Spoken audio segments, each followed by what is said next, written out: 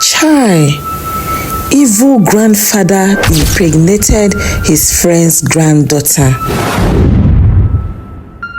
In the city of Lagos, Nigeria, life was fast and people lived for the hustle. But behind the bright lights and crowded streets, there was a girl named Ada who carried a secret so heavy it weighed on her heart like a stone.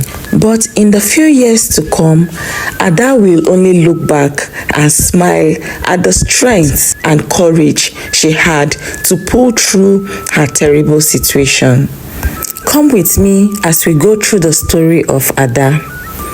Ada was a 16-year-old secondary school student, full of life and dreams. She lived with her grandmother in a modest apartment in Surulere. Her parents had passed away in a car accident when she was just a child. Her grandmother, Mama Nkechi, raised her with love and care, ensuring she lacked nothing.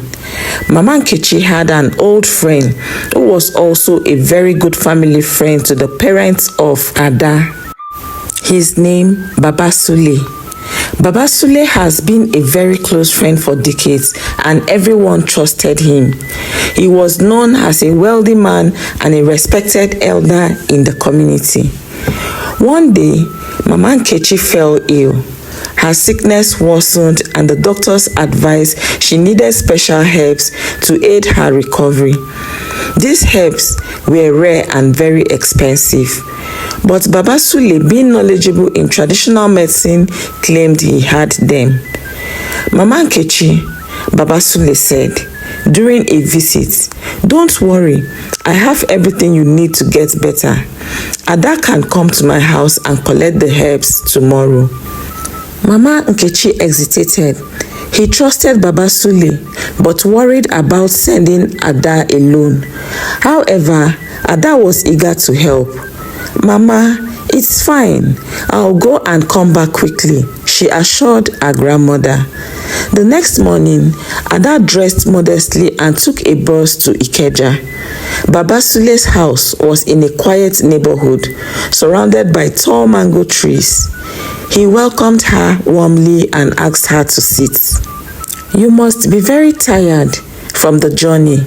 Let me get you some water to drink," he said with a smile. Ada drank the water, but moments later, she felt dizzy. Her vision blurred and the room spun. Before she could understand what was happening, she lost consciousness. When Ada woke up, she was lying on a mat and her clothes were disheveled. Baba Sule sat in a corner, avoiding her gaze. Her heart sank as she realized something terrible had happened. "Why?" she whispered, tears streaming down her face. Baba Sule muttered excuses, blaming the devil for his actions. But Ada wasn't listening. She ran out of the house, heart pounding, and took the first bus home. When she reached home, she broke down and told Mama Nkechi everything.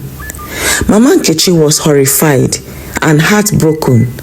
She called a family meeting and reported the incident to the elders and the police. However, Baba Sule used his wealth and influence to bribe the authorities. He was released without any punishment, and the community was left in outrage. Ada and her grandmother felt helpless, but fate had another plan. A prominent female activist named Madam Agatha, known for her fight against child trafficking, prostitution, and abuse, heard about Ada's story. She was furious that justice had been denied. Madam Agatha mobilized a network of lawyers and social workers, and with relentless efforts, she reopened the case.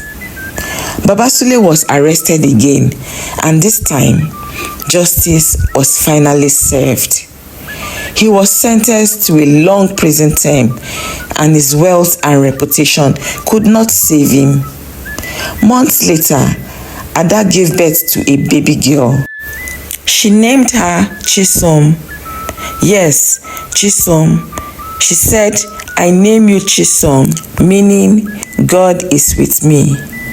Madam Agatha took up the care and responsibility of the baby, while Ada, now just 16, returned to school to finish her education. With the activists' support, Ada thrived. She graduated with excellent results and pursued her dreams. Years later, she became a strong and independent young woman, capable of taking care of her daughter. As life unfolded, Ada met a kind-hearted white man online called Nelson. They connected deeply, and after months of communication, he decided to travel to Nigeria to meet her in person.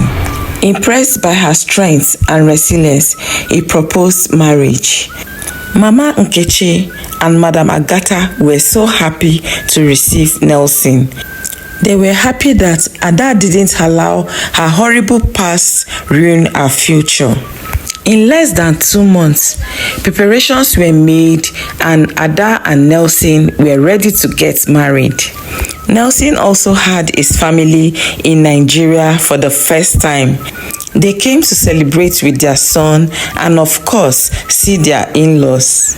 Nelson was in Ada's village for the traditional marriage and after that returned to Lagos for their white wedding. But before we go any further, take a look at this beautiful Igbo traditional marriage they had in the village. It was a beautiful outdoor event, decorated with rich traditional materials that made the decorations unique. The weather was friendly and everybody was very excited. Ada is seen giving a cup of palm wine to her husband, who accepts it, signifying that yes, he wants to be her husband. The white wedding in Lagos was the most talked about that season. The ceremony was a success and Ada moved abroad, taking Chisom with her. Moral lesson. This story reminds us of the power of resilience and the importance of standing against injustice. Evil thrives when good people stay silent, but with courage and support, justice can prevail. Ada's journey shows that no matter how dark the storm, there's always a brighter day ahead.